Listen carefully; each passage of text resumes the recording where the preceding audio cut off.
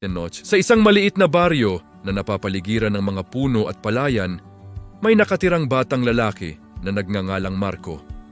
Hindi siya ang pinakamalakas o pinakamabilis sa kanilang lugar, ngunit siya ang may pinakamabait na puso, lalo na pagdating sa mga hayop.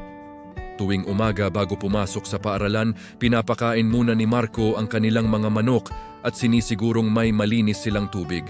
Marahan niya itong hinihimas at binabati ng "Magandang umaga mga kaibigan."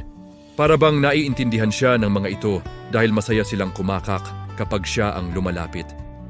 Isang hapon, pauwi siya nang makita niyang binabato ng ilang bata ang isang asong gala.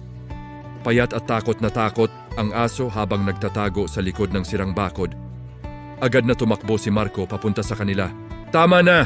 Nasasaktan din siya tulad natin," matapang niyang sabi.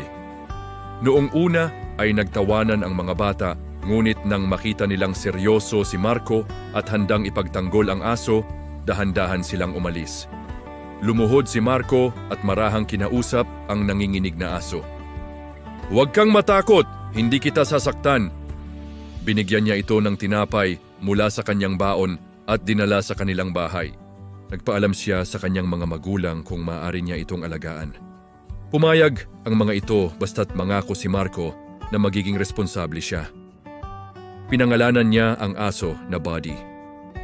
Araw-araw, sinisiguro ni Marco na may pagkain, tubig at maayos na tulugan si Buddy. Tuwing Sabado ay pinaliliguan niya ito at nang minsang magkasakit, dinala niya ito sa veterinaryo sa bayan. Hindi nagtagal, naging malusog at masigla si Buddy.